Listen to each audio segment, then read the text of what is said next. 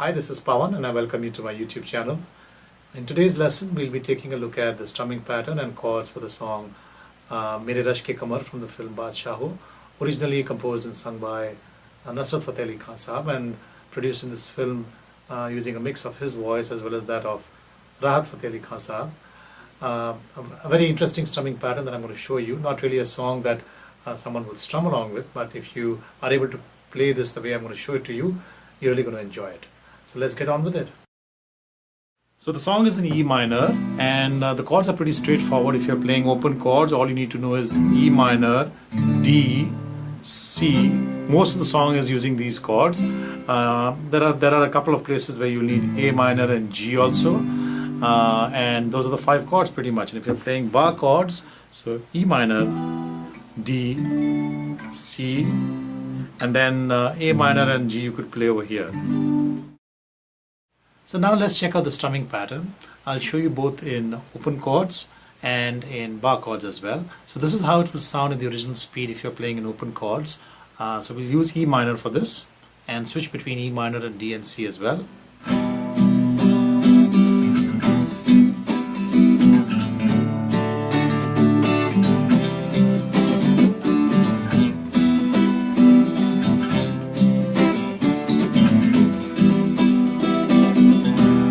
And if you're playing bar chords,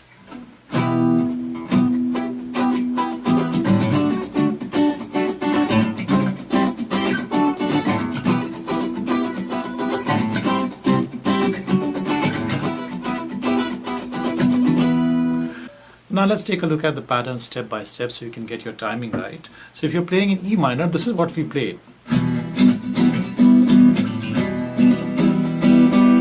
So that's pretty fast. Let me try and slow it down.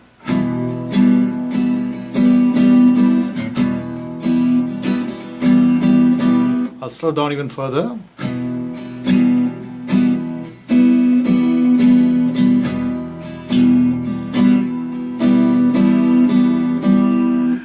And if you're still not getting your timing right, this is what I'll recommend you do, as I've done in some of my other lessons. Play along with me 16 strokes, 8 down and 8 up alternating, without putting stress on any stroke or skipping any stroke. So I'm going to call out the 16 strokes, starting with 1. I'm going to skip calling out the other strokes, so you will see how it sounds. 1. 1. So those are 16 strokes, 8 down and 8 up alternating. Now I'm going to add stress to strokes 1 and 4. So 1 is a down stroke, 4 is an up stroke, and I'll leave all of the other strokes without putting any stress on them. So 1, 4, 1, 4. And now I'm going to add stress on the 7th stroke as well. So 1, 4, 7, 1, 4, 7.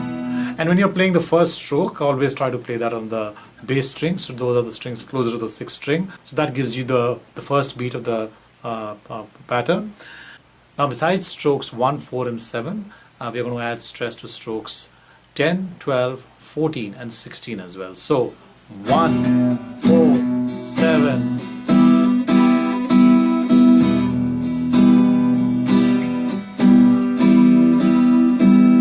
So now let's try and play this pattern together. Start very slowly and then gradually increase the speed to make it sound close to the original. And remember, it's a 16 beat pattern with stress on strokes 1, 4, 7, 10, 12, 14 and 16. So 1 is a down stroke, 4 is an up stroke, 7 is a down, and then 10, 12, 14 and 16 are the 4 up strokes right at the end of the pattern. So here we go in E minor.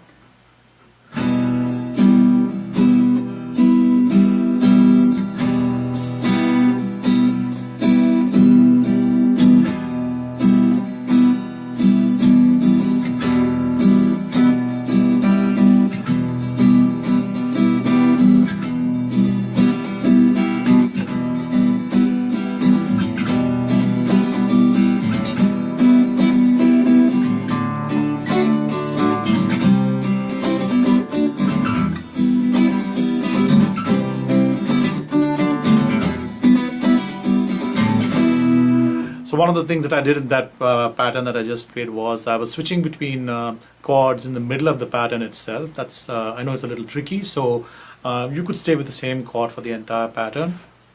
But in the song you'll need to switch between chords if you want to play close to the original. So now let's take a look at bar chords as well. So in bar chords you have the ability to add muting effects. So the pattern is pretty much the same. So if I was to play without muting effects, it would be here we have E minor, so it will sound something like this.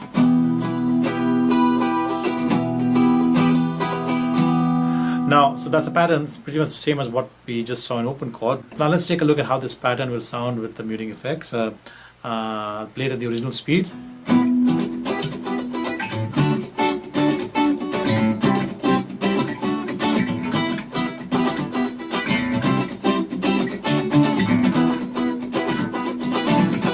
I'm going to play it very slowly for you so you can play along with me. So let's try again in E minor. So as you can see, those are the same strokes which we had used when we played the open chords. So it's strokes 1, 4, 7, 10, 12, 14 and 16 where I'm adding the muting. And obviously those are the strokes on which I'm playing, putting stress on. The other strokes really don't matter whether you touch the strings or not. So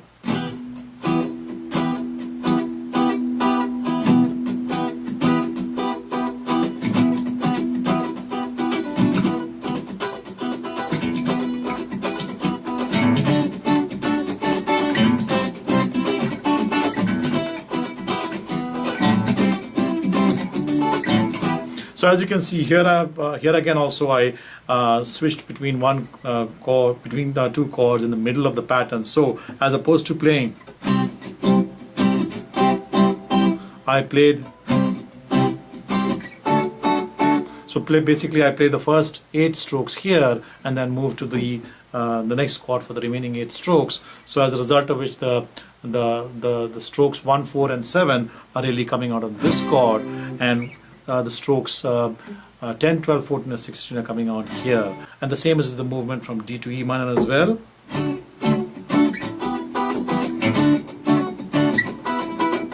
So let me do the switch between the two chords very slowly so you can see. And the same concept applies when you're playing open chords as well. So the movement from C to D would be something like this.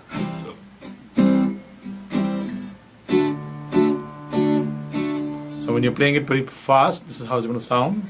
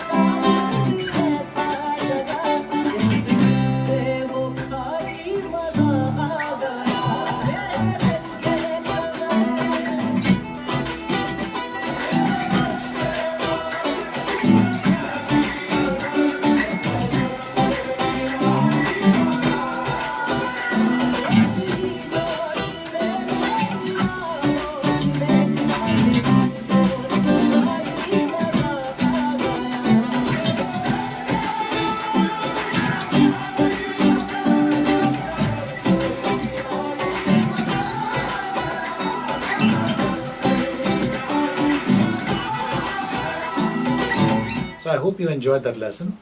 As always, send me your comments and your questions and I will respond. And see you once again.